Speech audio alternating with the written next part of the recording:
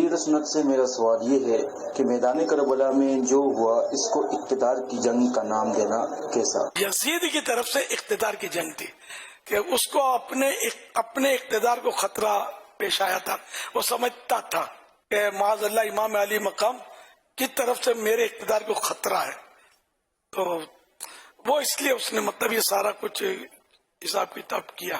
حالانکہ امام علی مقام کو اقتدار سے کیا دلچسپی، ان کا اقتدار تو تھا ہے اور رہے گا. اب بھی ہر مسلمان کے دل پر ان کی حکومت ہے، تو ان کو یہ یزید کے تخت سے کیا دلچسپی.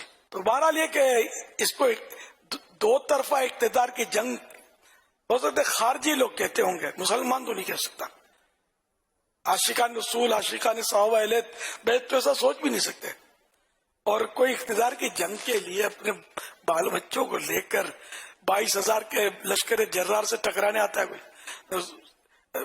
کربلا میں 72 تھے، وہ بھی بیوی بچے، علی اصغر 6 مہینے کے تھے. یہ کیا اس طرح کو جنگ کرنے نکلتا ہے حکومت پانے کے لیے؟